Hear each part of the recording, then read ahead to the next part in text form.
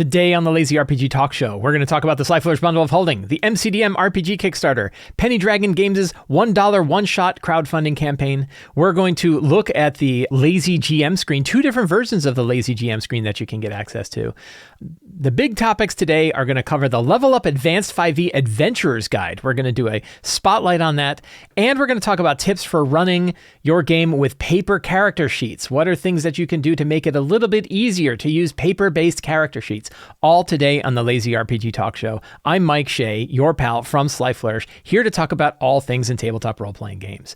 This show, like all of the work of Sly Flourish, is brought to you by the patrons of Sly Flourish. Patrons get access to all kinds of tools and supplements to help you run your role-playing games, including things like the City of Arches sourcebook, Uncovered Secrets Volume 1 and 2, a bunch of exclusive adventures, whole bunch of different online tools to help you run your games, tons of stuff you get for being a patron of Sly Flourish. But most of all, you help me put on shows like this. To the patrons of Sly Flourish, thank you so much for your support.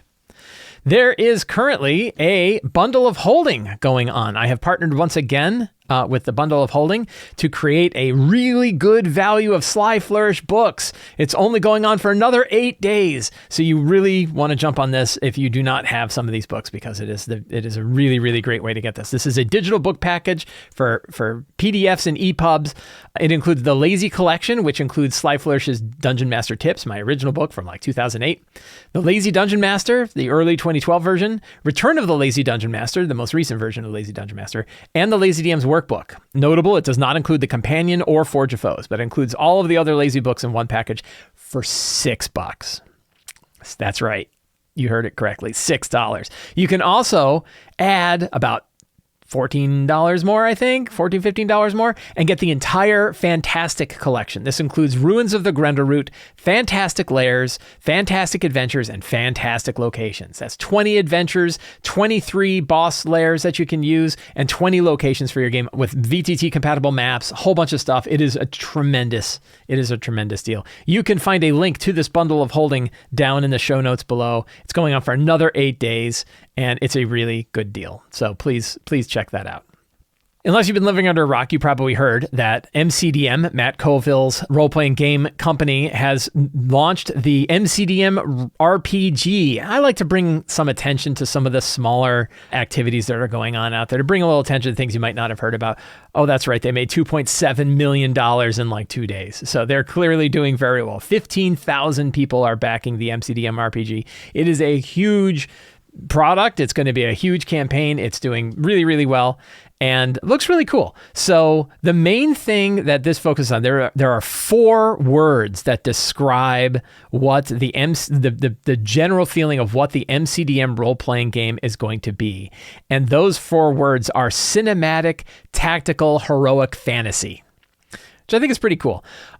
I am not a big tactical RPG kind of guy. I appreciate it. I played my 4th edition. I played Gridded Combat in 3rd edition a lot. I've come to enjoy a more story-focused game myself. That said, I still think this is going to be a tremendous RPG, and I backed it anyway. My friend James Intercasso is a lead designer on the product. I've worked with James before. He's an excellent friend of mine, and I'm one of the smartest people in this hobby that I know, one of the smartest designers I've ever met. So I am very confident it's going to be good. One of the other things that I have talked about when I did my Flea Mortals description is I haven't seen anybody in the industry that has testing of their RPG as well refined as what MCDM does for theirs. So I have a feeling it's going to be a very well-tested RPG. If you are looking for a tactical fantasy RPG, this looks very solid.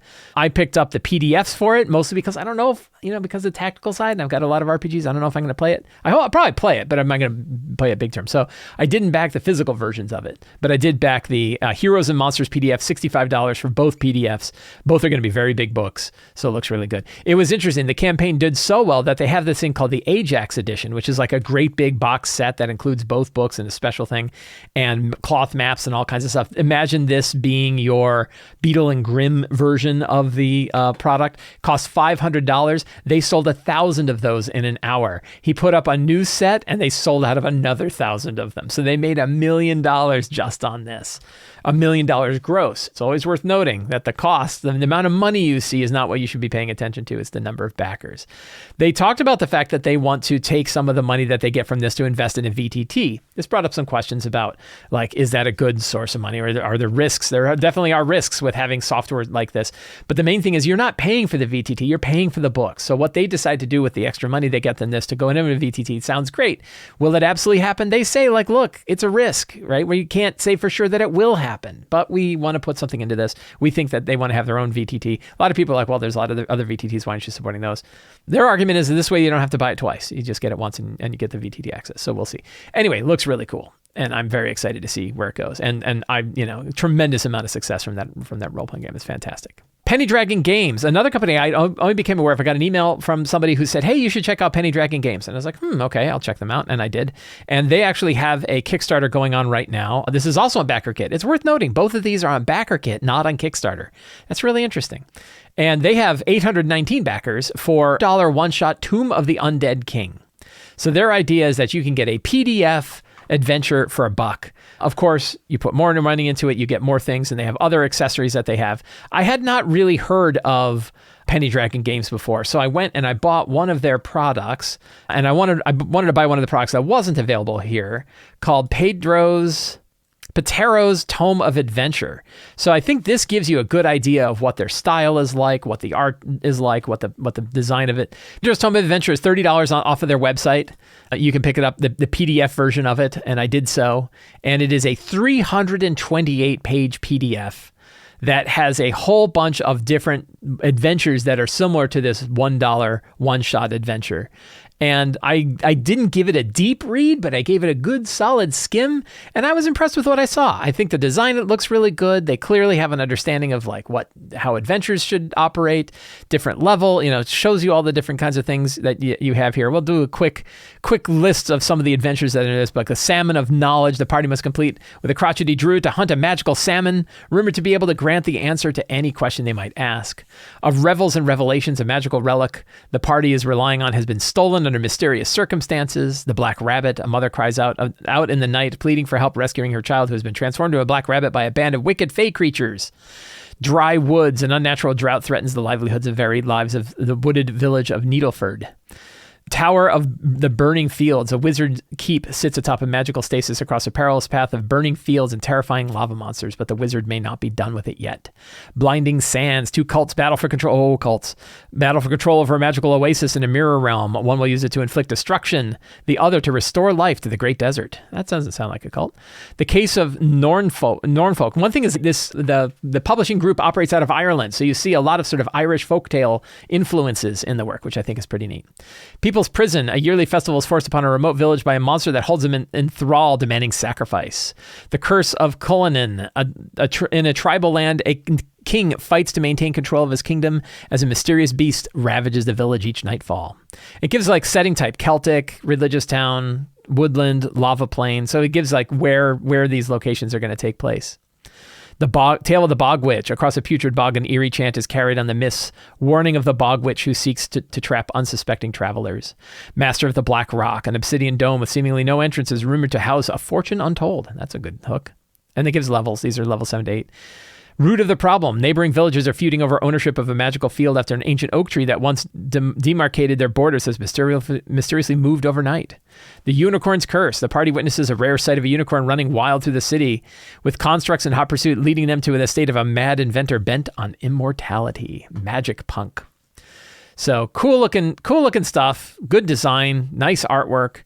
I really like it. And I think for what you get for $1, you can get some pretty good feel of the kind of products that they're coming out with for this adventure. So that is Tome of the Undead King, which you can support on Backerkit, but also if you wanted to pick up Petero's Tome of Adventure Design, you can pick that directly off of the Penny Dragon website. Links for both of those are in the show notes. A while back, a couple shows back, I talked about the Game Master screen for lazy GMs. This is a feature that I put together for patrons of Sly Flourish. This is a 4-page panel GM screen you could slide it into. If you have one of the GM screens that lets you slide your own sheets inside of it, you could use this for that. Very straightforward, very utilitarian. Names, stats, conditions, all the kinds of things that you would need from material from the Lazy DM's Companion and from Forge of Foes. So information about how to quick build your monster and everything like that, all built into one sheet. I thought this was a nice project to offer to patrons. One of our patrons, Elizabeth, took it and made a much more beautiful version of this that has good artwork and a cool design, same material for it, a much neater party overview, including 4, 5, and 6 characters that you can drop in here. Really, really cool looking thing, and made it available on Drive-Thru RPG. You can pick this up for $5 on Drive-Thru RPG. This is a 5e Game Master screen for lazy GMs, built on the Creative Commons versions of the material and built on some of the design ideas from this one, but in a much more pretty format. However, before you go buy it for $5, if you are a patron of Sly Flourish, you can pick this up for $2 instead. So Elizabeth and I worked out a deal where patrons of Sly Flourish can get this at a heavy discount, like 60% off or something like that. I think it's like 60% off. And you can get it directly off of the Sly Flourish Patreon site. Go to your rewards. If you're a Sly Flourish patron, go to your reward post, which has all the rewards. Look for the GM screen, and there's a link in there that will give you $3 off, or a little bit less than that, like $2.95 or something like that. Get you the GM screen for $2. So you can go buy it for $2 if you're a patron of Sly Flourish. So definitely worthwhile. Keeping in mind, of course, that being a patron of Sly Flourish only costs you $2. So it's actually cheaper to be a patron and go pick it up than it is to buy it directly. But if you don't want to sign up for Patreon, you don't like it, and you want to pick up the screen directly, you can just go straight to Drive-Thru RPG and pick it up directly. You can find a link to that in the show notes below. Really, really cool looking screen.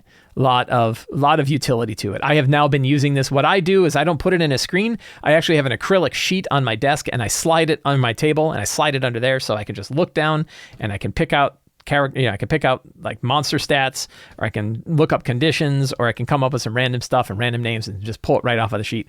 Really, really handy to have. Handy to have in front of you. So very cool. Thanks to Elizabeth for putting this together. It looks really good. Going on Patchwork Paladin is the brand, and you can pick that up on Drive-Thru RPG. Please check out the links below to pick that up. Last week, I talked all about my angst with D&D Beyond expanding itself to third-party publishers and what that meant as D&D Beyond becomes a greater gravity well for people's understanding of what 5th edition is, or for the 5th edition hobby overall. If for some reason my 30-minute rant about it last week wasn't enough for you, I spent an hour on the EN World talk show, Morrus's Unofficial Tabletop podcast, talking about it with Jessica and with Morrus from EN World Publishing. It was a really awesome conversation. I felt like I've said pretty much everything I can say about this, trying to help people understand what the situation is and what the boundaries are and what this means and everything like that. It was a really, really fun conversation. So if you're interested in hearing more about that, please check out the EN World, Morrus's Unofficial Tabletop pod, and you can hear us talk about it. We also talk about the MCDM Kickstarter. We talk about the OGL and system reference documents. We talk about publishing digital products and publishing structured digital text to support other virtual tabletops. All of that is in that podcast. It was really, really fun. I listened to it after I was in it, and I enjoyed even hearing us talking about it again. So if you're interested in more about that, please check that out. And again, you can find a link to that down in the show notes. So talking about EN World Publishing, I spent some time, I picked up a physical copy of the Level Up Advanced 5e Adventurer's Guide. And I have previously talked a lot about the Level Up 5e Monstrous Menagerie. And the reason why I focused on that book is I felt like that book was a pure, easy replacement for the 2014 Monster Manual in many ways. And for about a year now, I have been replacing pretty much any time I was using a 2014 5e monster, I was instead using the refined monsters that are in Level Up Advanced 5e. I enjoyed them more. My players enjoyed them. It worked. They work really well, and they are a good drop-in replacement. But the question comes up about, well, what about like the player's handbook? What about a bigger focus on this? So I have owned all 3 books for a while, but I have not really dove into Level Up Advanced 5e's player guide, the adventurer's guide, to try to say, like, would this work as a good replacement for my group for instead of using 2014 D&D, instead trying out Level Up Advanced 5e. So yesterday I sat down with a book, nice drink, some nice music, and sat and gave the book, which is extensive, 600-page book, a good surface level skim read. And I thought we would talk about it here today under that question of, like, is it worth buying? Is it worth trying out with your group? What does it do? Why would you want to use it? What does it offer that you might not find elsewhere? All those sorts of questions that I had going on in my head, and I wanted to talk about it today. So the Level Up Advanced 5e Adventurer's Guide is a 659-page book. It is huge. Now, you can pick it up on PDF for $25. You also pick up the physical version for $60 with free shipping. And that's a pretty good deal for a book that's this large. It is a really, really large book. So I actually bought 2 copies of the Adventurer's Guide because I do intend to talk to my players about using the Level Up 5e Adventurer's Guide as a replacement for the 2014 Player's Handbook for my next couple of campaigns, because I think there's a lot of really cool stuff in here that I want to try with my group. I think it'll be interesting to see it. And before we immediately leap into, the minute we leap into things like Tales of the Valiant coming out and the 2024 version of D&D coming out later next year and C7020, I thought I'd actually like to try some of these full variants, not just bringing in stuff, but actually looking at full variants. Now, the Adventurer's Guide is just one of 3 books. I mentioned the Monstrous Menagerie. There is also Trials and Treasure, which is their example of a Dungeon Master's Guide. Now, what's interesting is Trials and Treasure and the Monstrous Menagerie are very easy to use regardless. If you're playing 5th edition in any of its renditions, it's very easy to use material from both of those books as almost a direct replacement for the stuff that you might use from either 2014 books or other accessory books. The examples are the treasure tables. You can use the treasure tables in Trials and Treasure, the environments, the exploration rules, all of that kind of stuff you can use directly out of Trials and Treasure. And of course, the monsters you can use from the Monstrous Menagerie. That's a really easy drop-in. And talking to other GMs about, hey, pick up these books, pick up the PDFs, whatever you want to do, you can kind of grab onto them. Replacing that stuff is really easy because you can try it out, and if it works, and you use it. If you don't like it, you can stop using it. And it doesn't change your whole campaign around. They're just accessory books, like any accessory book. You're not changing your entire campaign when you are deciding to drop in different treasure tables or different sort of exploration guidelines or things like that. But when you replace the core book for the players, you really are saying, hey, our campaign is going to be different. The way we're going to operate this is going to be different. And that is kind of a bigger deal, which is why I wanted to take kind of a deeper look into the Adventurer's Guide. I do plan on taking a deeper look into the Trials and Treasure Guide and probably doing another spotlight on that, because that's probably an easier thing for you to kind of take and drop into your own 5e game if you want to try the stuff out that's there. So the big question, should you get it? Who is this for? So there's probably a few people or few groups that I think would resonate with this book. And one of them is you want a crunchier version of 5e. In particular, you'd like to have more options for melee characters, more options for non-spellcasters. That was one thing I didn't really grab onto when I had originally heard about Level Up 5e and everything like that. I never really paid a lot of attention to it. But it has combat maneuvers that almost certainly rival the number of spells. There are hundreds of different combat maneuvers in here that you can add to many different character types. So your berserkers get them, your adepts get them. So berserkers are your replacement for barbarians, adepts are your replacement for monks. All of those melee kind of characters have access to these maneuvers that they can use. They have maneuver points that they can use, and they can do things with this. So it definitely adds, I would say, like 50% more crunch to your melee character builds than you would get from vanilla 5e. So I think that right off the bat, if you are interested in getting more accessories like that, more stuff that you want to try out, and still hang on to 5e, right? It's not a totally different RPG. It's still 5th edition under its core. So if you've got a group that has been playing 5e for a long time, and you want to try adding new classes with all new sort of class features on them, you can, this book seems to fit. There are certainly people who have been sort of disenfranchised by Wizards of the Coast and what they did during the OGL, and things like Sick and the Pinkertons on Magic the Gathering fans and stuff like that, where they would really rather play 5e and not support Wizards. I am not a follower of that idea. I still buy books from Wizards of the Coast. I still like them very much as publishers. I still very much respect their designers. I, of course, complain about them, but it's easy to complain about lots of different things, particularly when you have a company that's 100 times bigger than just about any other company that operates at it. But I do not, my drive to talk about Level Up Advanced 5e and Tales of the Valiant and C7020 and other ones is not to say you should play these instead of D&D. It's to make sure that we look at the overall 5e hobby and say we can enjoy it lots of different ways, including with 5th edition D&D, but also with these other ones. And we can pick and choose what we like to fit the kind of style that we want. But if you are like, hey, I still like 5th edition, but I'd rather not work with Wizards, this is an option for that too. I'm not saying that that's the reason to use it, but that is certainly some people that would want to do it. So there are quite a few changes. One of the questions is on compatibility. Like, how compatible is Level Up Advanced 5e to Vanilla 5e? And it really feels like from my kind of cursory, again, I haven't run it. And one of the disclaimers I should make is that without having run it, for a while, like at least a bunch of sessions, if not like maybe a year's worth of sessions, I can't really say how good it is. Like, I need to see it all operate. And all of these systems are going to have areas, they're all going to have rough edges, right? They're all going to have sharp little pointy bits that you're going to stick yourself on and say, ooh, I didn't like that part of it.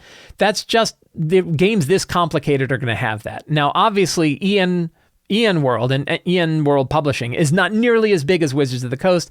They don't have nearly like the playtesting resources that Wizards of the Coast does. So I would expect things are going to have sharper edges in this than you might expect from something else.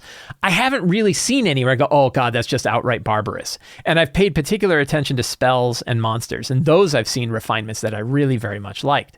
So I'm not going to say, oh, it's perfectly balanced, everything's going to be fine. Particularly when you add in hundreds of new melee character options. Well, those are all brand new. So going back over the 2014 original spells for 5th edition and refining those based on what we know. And there's a lot of refinements to spells in this that I very much agree with and very much like. So with all of the refinements that have occurred for Level Up Advanced 5e spells, those are all many of them, most of them are based on existing 2014 5e spells that have been slightly refined. Things like, is Fireball a little bit too powerful? Well, we're going to create a 6d6 Fireball instead of an 8d6 Fireball. They still have an 8d6 Fireball. It's just a rare spell, which is a pretty cool idea. Some spells in this are rare spells that you either have to research on your own or pick up as some kind of treasure, and that actually makes one of your spells just plain better. So you can still get an 8d6 Fireball. They refine spells, but working with something that already existed and refining it is different than creating like 300 new melee options and assuming all of those are going to be perfectly well balanced and everything is going to work out, because that's all brand new stuff. So I don't know how well those work. I've only like taken a brief look at all the combat options and all of the combat maneuvers and things like that to see how that works.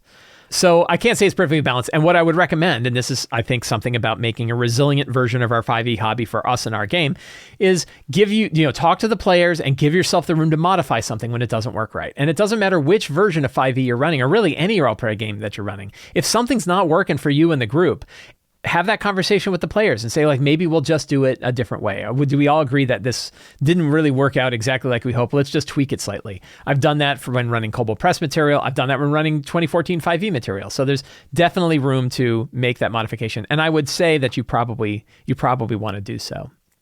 So at its core, it is a 5th edition. It's got all the kind of basic stuff that you would find in a 5th edition role-playing game. There are some major differences, though, in character creation. For example, there is not like a race and a sub-race. Instead of having like a fixed race that determines not only what your physical aspects are, but also determines like your approach to the world, those things are split out. And this is very much a modern idea that has come out of 2014 come out away from 2014 D&D to basically say, like, just because you're a tiefling doesn't mean you act a certain way. Just because you're an orc doesn't mean you act a certain way. Just because you're an elf doesn't mean you act a certain way. You can be an elf but have grown up with other groups. And particularly when you think about heroic characters, a lot of times cool heroic characters grew up with different groups than whatever their species happen to be. So you have typical heritage, which includes your dragonborn, dwarf, elf, gnome, halfling, human, orc, plain touched, or a mixed heritage. Then you have cultures. Who did you grow up with? What did you learn from them? And what did you pick up from them? And there's a lot more of these. Caravaner, circus folk, itinerant, imperial, mountain dwarf, shadow elf. So in some cases, they took like what was typically a sub-race in the 2014 version and turned it into a culture. The neat thing is that no culture is tied to a heritage. So you can pick what heritage you are and pick any culture. You could be a gnome that has a culture of an Eladrin. You could be a dwarf that has a culture of a stout halfling. And that's because you grew up with different groups, and that works. You also then add backgrounds to this, and this is what's interesting is the background is what adds in your ability modifiers. So you get your ability modifier based on what background you choose. And it's +1 to one specific ability and then +1 to anything of your choice.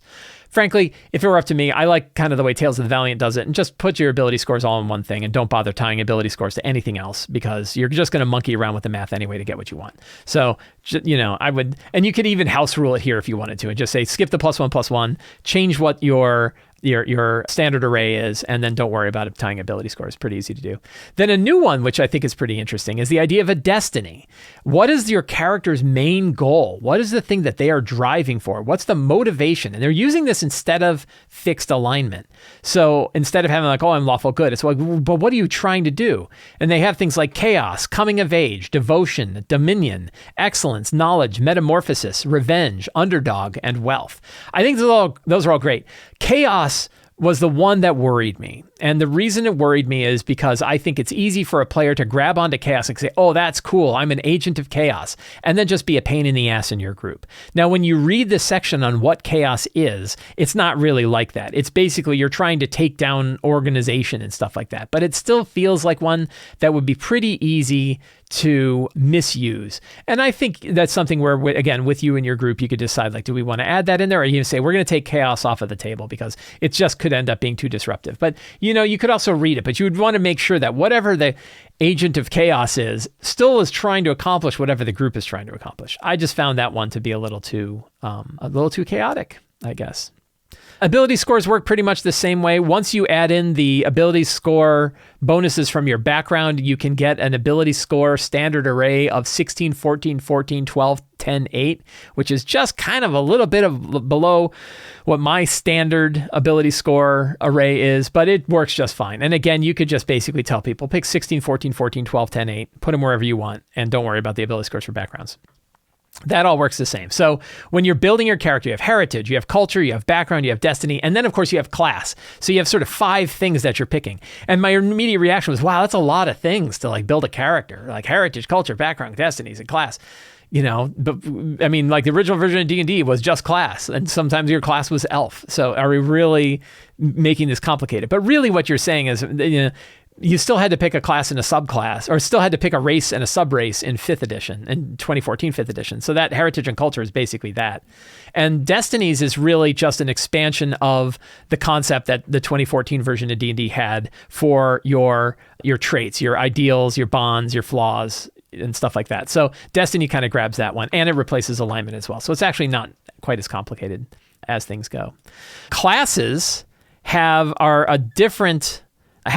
changed some of the names of the classes and added, I think, at least one new class to it. Adepts are basically monks. So they replaced the idea of monks that kind of gets away from sort of connecting it to just like an Asian sort of idea, and saying, no, the adept is somebody who's like a living weapon that hones control over their body, mind, and channels their energy. Got a lot of monk stuff. The interesting thing is like the adept, when you start to add in the combat maneuver ideas, they have a lot of options. When I was reading through the adept, I was like, wow, that is a lot of options. Your bard, your berserker is your barbarian, of course. Cleric and druid, fighter, herald is the equivalent of a paladin. Right, so if you're looking for a holy knight, the herald is sort of the holy knight. I'm not sure exactly why they changed that from paladin. There probably is some reason for it. I had never really heard that Paladin is like a big issue. The Marshal is interesting because this is very much like your Warlord character class from 4th edition. A lot of people lamented the fact that there wasn't a Warlord, that the Warlord was an interesting character class. It was kind of like a Bard, and actually what Wizards of the Coast has done is sort of made the Bard more like a Warlord with the things that the Bard does. But the Warlord was kind of a different thing. It was sort of the battlefield tactician character who not only could fight in melee, but could also help other people and command other people in melee to do certain things. So they have that now with the Marshal. The Ranger, Rogue, Sorcerer, Warlock, and Wizard, all from the standard 5th edition sort of ideas. One of the mechanical differences that exists inside of Level Up Advanced 5e, and you'll see this in other areas too. You'll see this in magic items. You'll see it certainly in the Adventurer's Guide. I don't think I ran into it too much in the Monstrous Menagerie itself, is this concept called expertise. And expertise is a way to sort of be particularly good at something. It sort of stacks with advantage and disadvantage.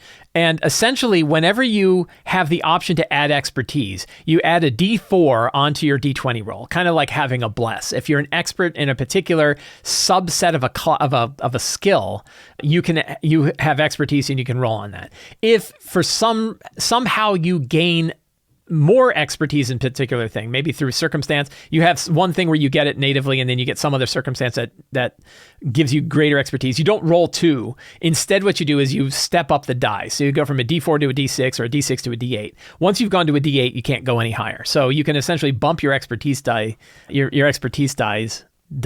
up as you gain expertise. An example of where this plays out is in skills. You actually get to pick 2 sort of sub-skills, particular narrow disciplines of a skill that you would have expertise in. An example, when I think about it for my Empire of the Ghouls game, for example, one of my players is an occultist. They kind of are interested in things of the occult. And so they could be trained in Arcana, and they are, but they could also have expertise in particular ways of understanding the occult, which would mean that not only do they roll with their ability bonus and their proficiency bonus, they would also add an expertise die to that whenever they're doing it. That sort of replaces what I do, which is I tend to say, because you're an expert in the occult in this one, I'm going to grant you advantage on this roll. So is it an extra complication? Yeah, but it's kind of a neat way to sort of add another little slider onto being a benefit of a deeper level of knowledge that you have somewhere else.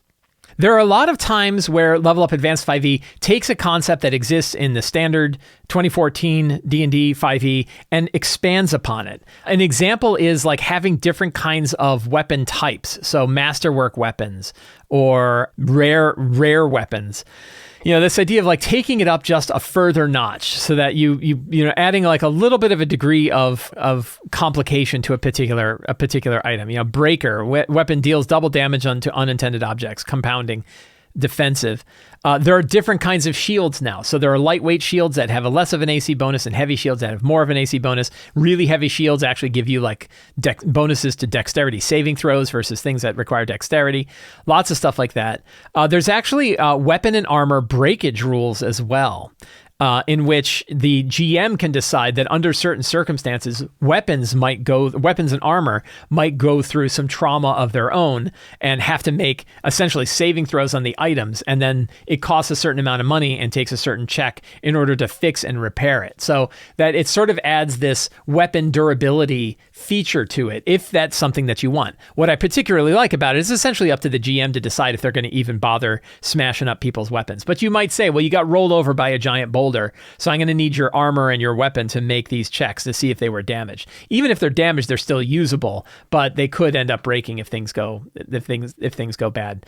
So lots of areas where they said, because it is Level Up Advanced 5e, was let's take some of the concepts from 5e and let's move them forward even just a little bit more. Now it's up to you. You might decide the extra complications are just a hassle for me. I actually want less of that complication.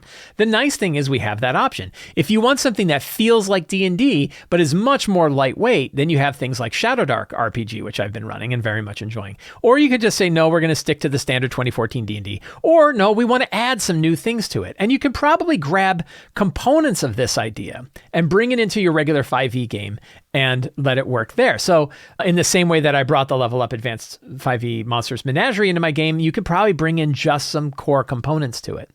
Here's the example of the armor durability table, where like if your scale armor gets broken, you can make a DC 15 check with Smith's tools and access to a forge to try to fix your armor. So kind of a neat way. And you might have to say like, well, that means I need to swap out my gear more often because sometimes your gear goes bad.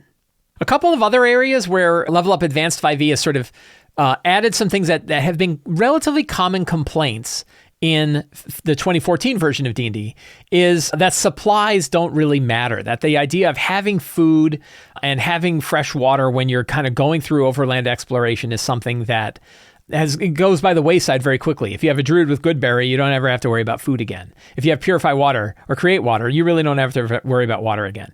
And they put a system in here that gives, regardless of like what level of play or what level of spells you have, you still need to have that. And it's the way they did it was essentially by attaching two things to your long rest. That a long rest in Level Up Advanced 5e requires really three things: 8 hours of uninterrupted light work, i.e. we're just resting. A safe haven, i.e. a place that is actually safe for you to spend your time and rest. And supplies, that you need to have supplies available to you. There are very few spells that actually provide supplies, and when they do, it is a limited amount. So you don't have spells like Goodberry that give everybody something to eat every day. That's only like a level 1 druid spell. You don't have something like Create Water, creates water, but not water you can drink. It's non-potable water. So they've limited the resources. Now you might say, oh God, that sounds like a complete pain in the ass, and who wants to worry about that stuff? Well, then this might not be the system for you.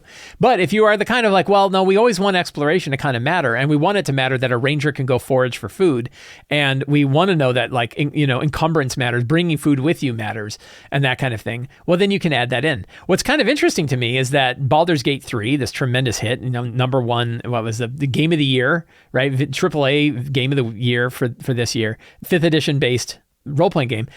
You need to go find food, right? It doesn't matter what level you are. If you want to camp, if you want to rest, you have to have supplies. And supplies could be anything. It could be 12 apples, apparently. But you need to have that supply in order to do it. What's kind of funny in Baldur's Gate 3 is it never really mattered to me. I always had enough supply, and it was always easy for me to get supplies. So I don't think I ever had to think about rest. Now, it does put a limit on, hey, this is a way to make sure that you can't just rest anywhere. It's another sort of thing you can attack. Oh, your food is getting spoiled. Well, now that really matters. So it kind of gives you another way to make the game a little bit more challenging and give players something else that they have to think about. Again, this is important for something that's like a Level Up Advanced 5e, right? This idea of expanding it on further, making things a little bit more complicated in order to go with that story. That means travel changes. It means resting changes. And a lot of different components that change with that.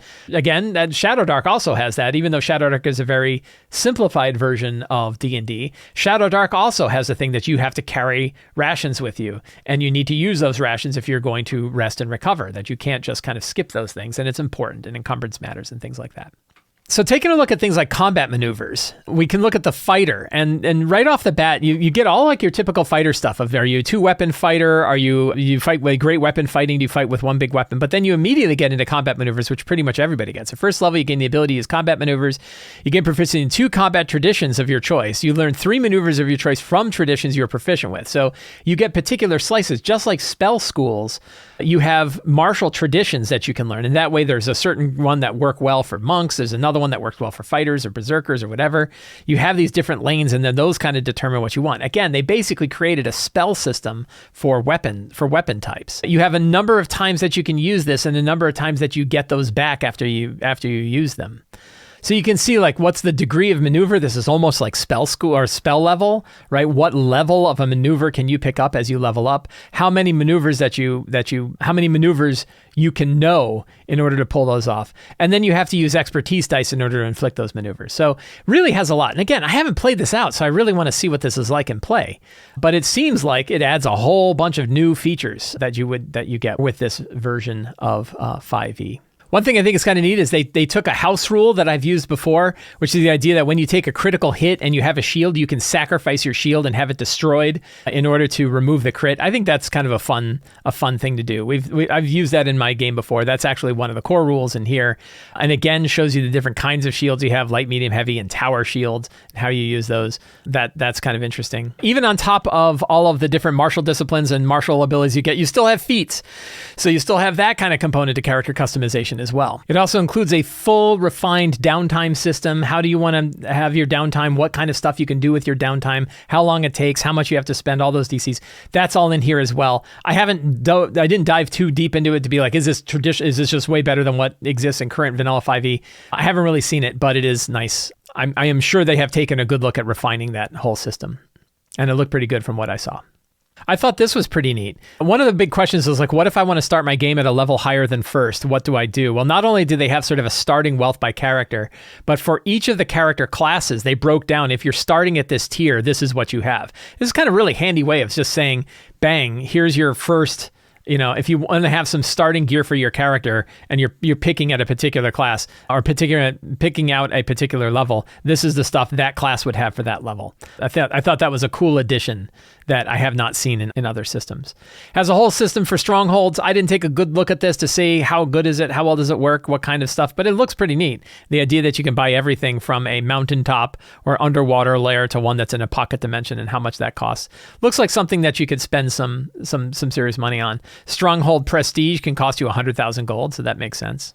Strongholds in this do offer things like as you build your stronghold out, your characters get certain abilities that matter to it. I thought that looked pretty cool. So I didn't dive too deep into this, and I didn't compare it, for example, to the strongholds that the 2024 version Unearthed Arcana had in them, nor have I compared them to strongholds and followers and how that works. They do offer multi-classing and feats. I can't remember if feats are considered an optional feature or not. I know that you do get your ability score modifiers as like the default feat, but I don't know if they basically said like, hey, feats, the expectation is that feats are an option that the GM would describe. They do have more prerequisites for feats. So skills have a couple of different things. One is I really thought it was neat that they have sort of a critical success and critical failure tables for skills. But also then there was that idea of like having skill specialties in things that are narrower. And there's another section of the book, I can't remember where it is right now, but there was a whole thing about like what are some specializations that would exist underneath certain skills. You can pick from the ones that exist under here, but you can also create your own, or you and the GM, presuming you're a player, or as the GM, you can say these are some other specializations that particular skills might have so that you can add that expertise die to it. I was happy to see that they still hung on to the option to play this game using theater of the mind or abstract maps. I saw this both with spells and with monster abilities that work well regardless of whether you're playing on a grid. So even though it is a very crunchy RPG with a lot of other tactical options, particularly in melee combat area, they still recognize that some people, like myself, like to play without using a focus grid. So flanking, for example, does exist in this, not even as an optional rule, although my understanding is flanking is used quite often in 2014 anyway. And even though it says like when you're flanking, you have to be both on opposite sides of the creature that you're facing. You can't. It's not just whether or not two creatures are engaged with you, but you actually have to be on opposite sides. You can also fight back to back, which is pretty interesting. But if you want to run flanking without a grid, you can instead say when you have three characters that are surrounding a group, that results in the flanking bonus. So I thought that was a good way to offset the idea that some people are going to be playing with a grid, some people are going to be playing using theater of the mind. I was glad to see that it still supports theater of the mind. It says, if you are not using a grid for combat, flanking instead occurs when 3 or more creatures are attacking the same creature in melee. You really got it surrounded. And you gain an expertise die on that action. So it isn't that you get advantage. You get to add your expertise die. That was one thing I thought, like getting advantage on flanking felt like a whole lot to me. But the idea of getting an expertise die, that expertise die is really a way for Level Up Advanced 5e to sort of add the +2 bonus that used to be there in 3rd edition and 4th edition. Sort of the way to give a little boost, but not so much that you getting like the equivalent of a +5 bonus like you do with getting advantage. One big question is compatibility. How compatible is this? And what does compatibility mean? And as we see see all of these different versions of 5e starting to come out. There are different degrees of compatibility. My initial assessment, my initial thought was that it wasn't likely that the subclasses from other 5th edition products could work with the characters that you got in Level Up Advanced 5e. But other people told me that no, they can work. That because the subclasses drop in at the same point, if you have subclasses and another supplement that you want to drop into Level Up Advanced 5e, that it should work just fine.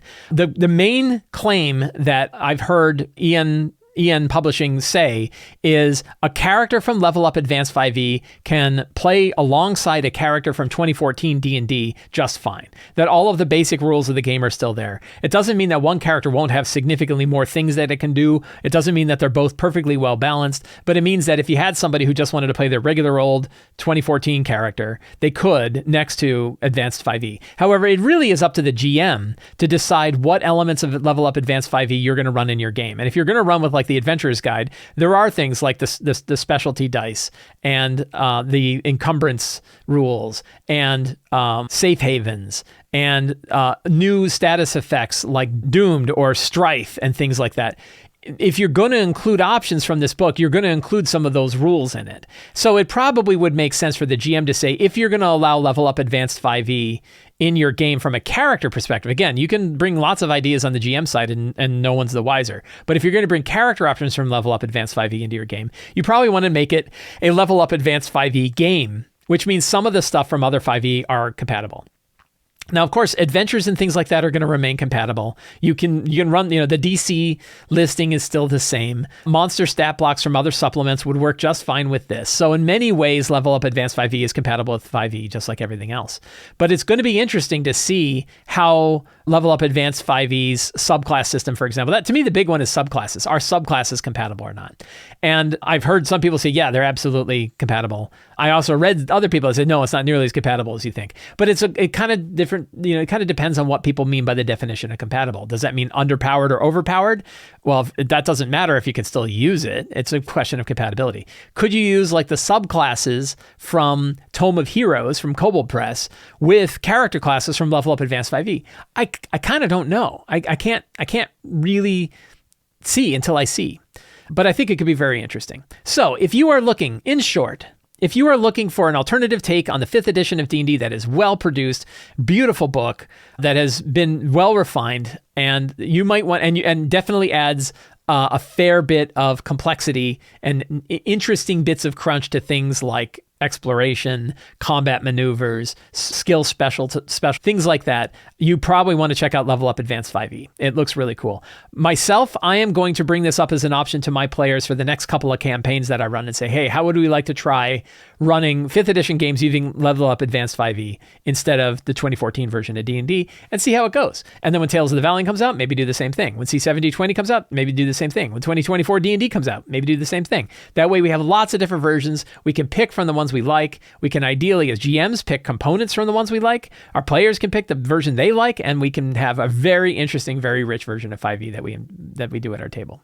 So last week, we talked about ways that we can make our relationship, our hobby with 5th edition more resilient so that no one company, regardless of what they do, can affect how we run this game and play this game for our group. And the big one was trying to break our reliance on digital tools for the most part, or particularly breaking our reliance on any single digital tool. I focused a lot on D&D Beyond because it's kind of the big one. But the reality is anytime you focus on any digital tool, you're kind of under the whims of what that tool is going to do, or how it's going to change over time.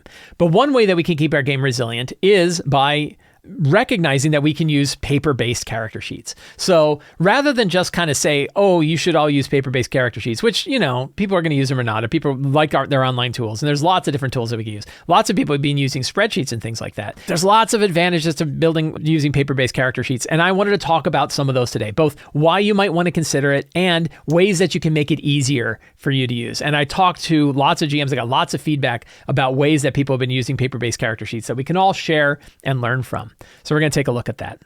This is actually a draft of an article that I'm going to write on Sly Flourish, publish on Sly Flourish eventually, but I'm using it as sort of a guide for our conversation here today. And one thing that's really neat is like when you're using a paper-based character sheet, you're using technology that's 5,000 years old, right? There are concepts to using paper that have been around for so long, way longer than we've had mobile devices, way longer than we've had the internet and computers and everything else. So there's a degree of flexibility that you get when you're using a paper-based character sheet that you just don't get with digital tools. So why would we use paper character sheets instead of digital character sheets? What advantages do we have? So flexibility. You're not locked into anything. When you're using a paper-based character sheet, you can write anything you want on it. You can write any way you want on it. There's nothing that says this thing can only be this way. There's no issues with any of those kinds of things. You can use your sheet. If your group decides we really like 5e, we just wish we started with 5 extra hit points, all you have to do is add those 5 extra hit points. You never have to go back and like tweak at every level or figure things out or figure out how you can customize your hit points or anything like that.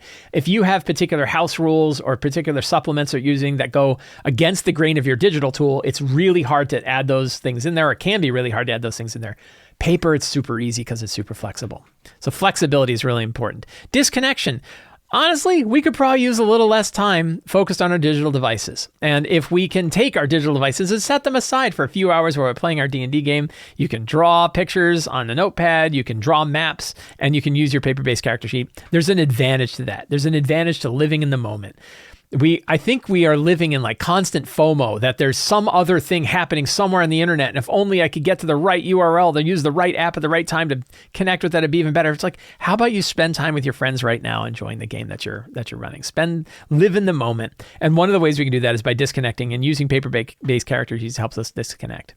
Resilience. They'll last a long time. If you treat that sheet of paper really well, it could last the rest of your life. It could last hundreds of years. It could last thousands of years. Now, maybe you're saying like, I don't really need my character sheet to last 1,000 years, but there's an advantage when you have your paper-based character sheet. You're using your character sheet the way you use it. You don't have to worry about a tool being online. We've heard it where there have been weekends where whatever favorite tool people have been using to track their characters goes down for a couple of hours.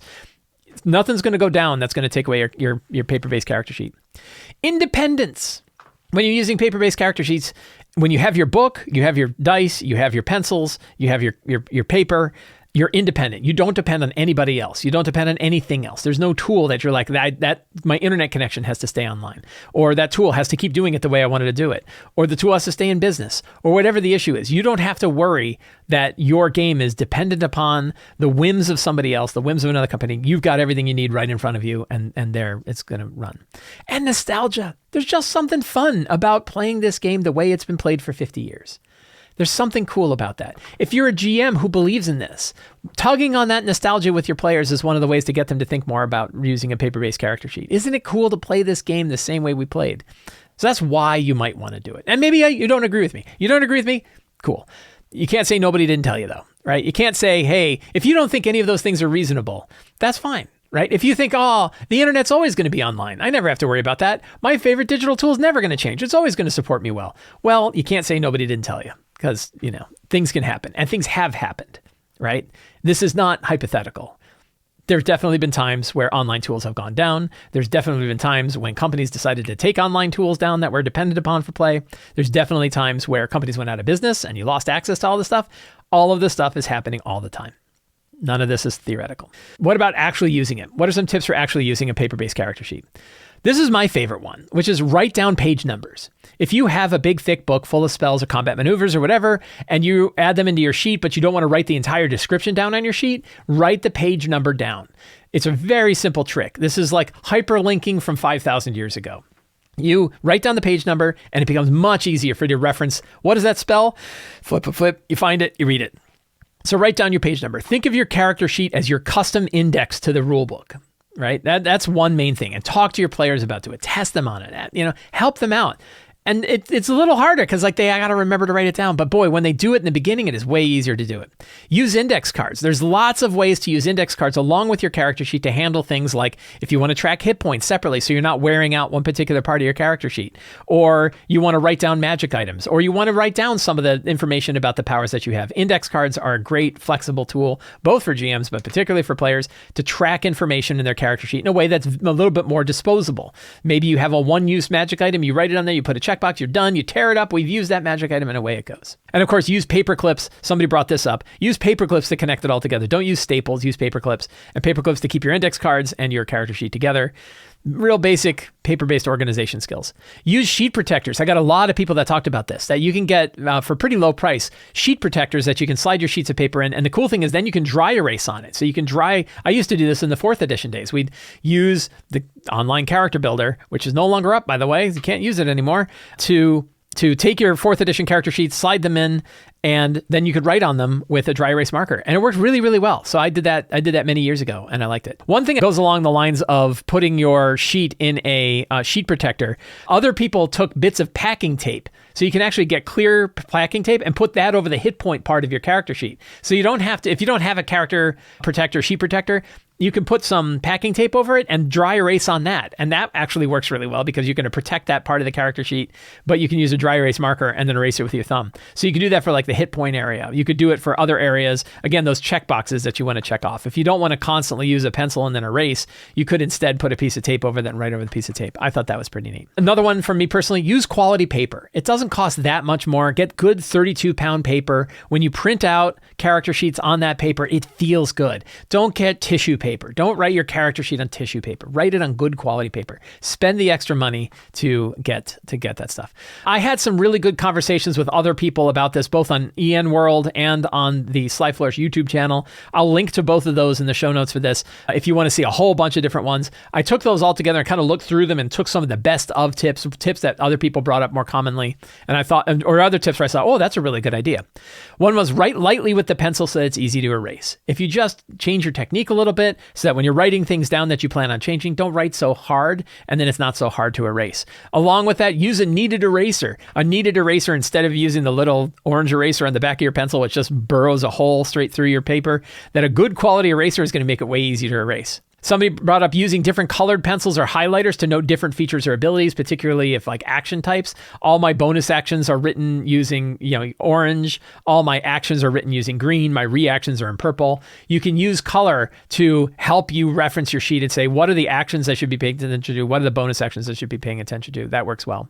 Write in boxes. This was a neat one. If you have certain things like spell slots or short rests or combat maneuvers or whatever that you're tracking, you can write little boxes on your character sheet in pen, but then check them off in pencil. That way, if you erase them, the boxes stay, but the pencil erasers, the pencil marks will go away. It's a good way of like resources that you're continually going up and down with, hit dice and things like that.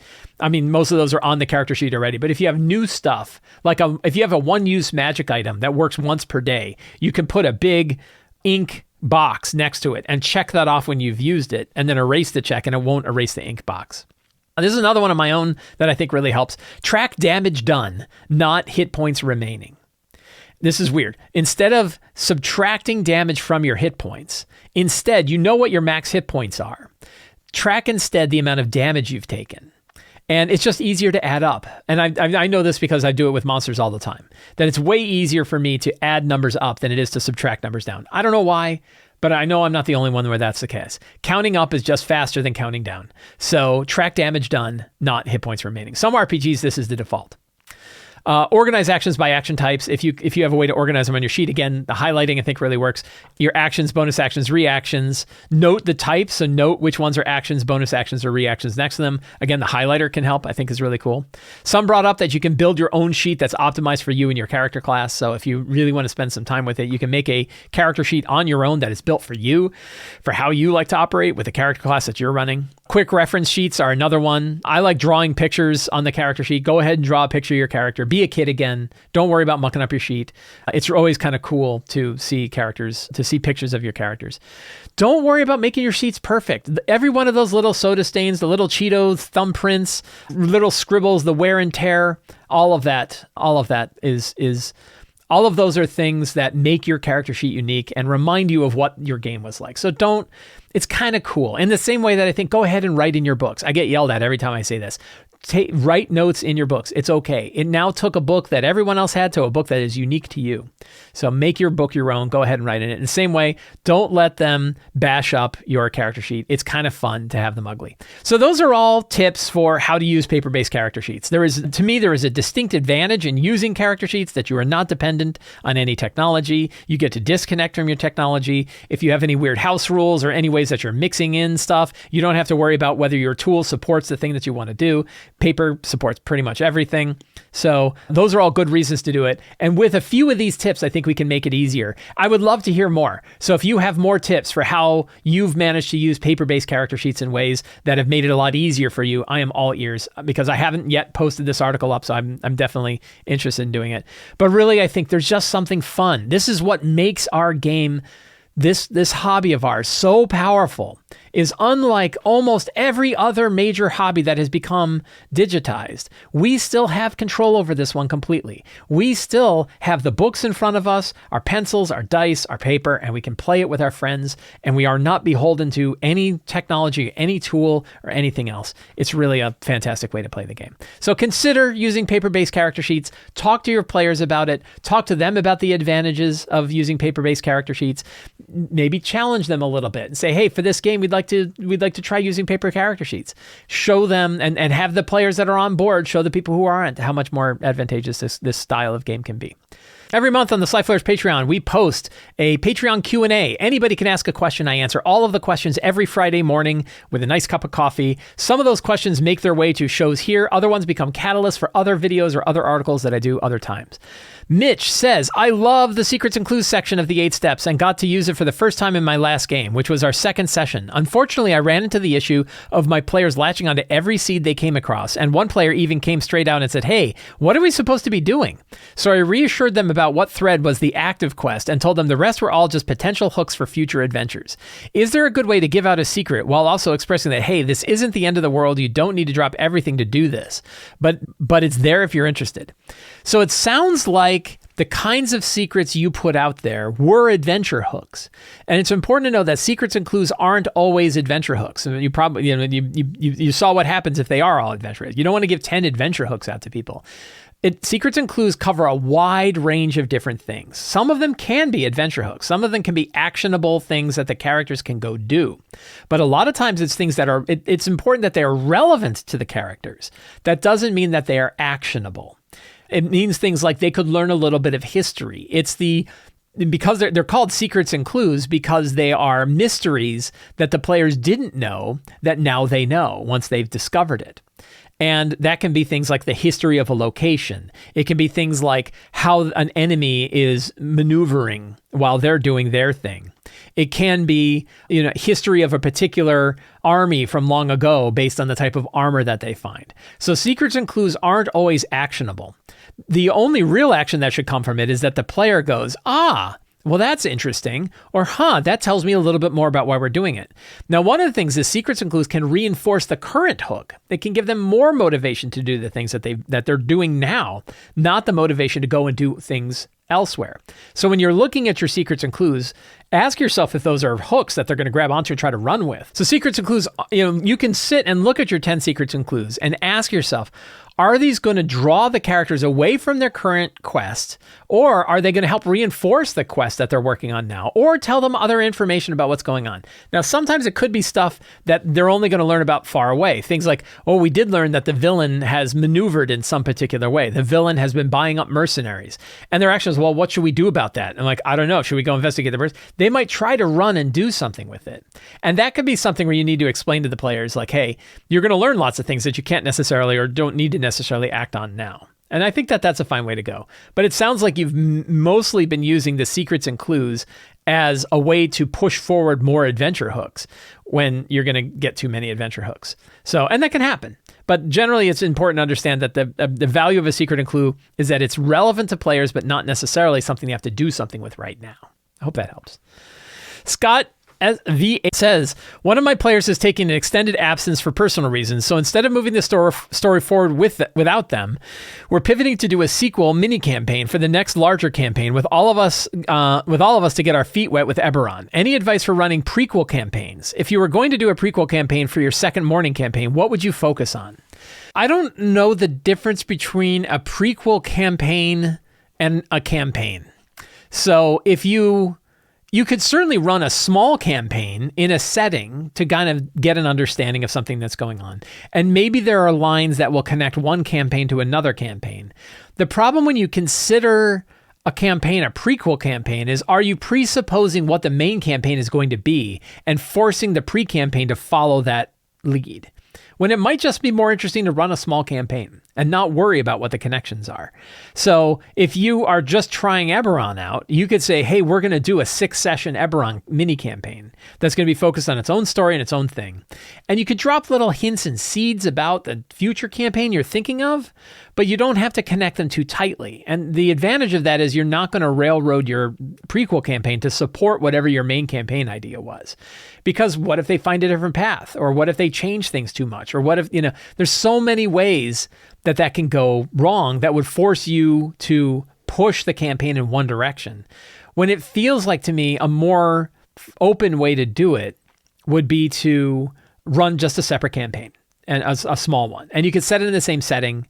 And again, you can, as you go, if you know, hey, I know what my main campaign is going to be about, but you didn't really tell the players yet, you can drop little seeds in as they make sense, kind of like secrets and clues, but you don't have to tie them so tightly together that you are going to force the prequel campaign to fit perfectly in with the beginning of the main campaign, which I think could end up railroading players. So that's what I would offer up. Just run a small campaign and enjoy that. Ben H says, I recently started an Odyssey of the Dragonlords for my online group. This campaign is slated to run for 1 to 2 years and around 70 sessions, which is much longer than my previous, which ran for about 35 sessions. Do you have any tips for running really long campaigns while also keeping up pacing and not having my players get bored with their characters? Also, in terms of prep, how far in advance should be planned out? That's 2 questions. You cheated. You got 2 questions in there. Always focus on whatever your next session is going to be. So try to make each session interesting based on what happened in the previous session and the directions you think the campaign is going to go. So instead of worrying about like what's going to happen 40 sessions from now, you can instead just say like, what are you going to do to make the next session as interesting as possible? Now, it's possible campaigns fizzle out. In fact, I think the last time I did a poll on this, most campaigns fizzle out rather than run a solid ending, which makes me very sad.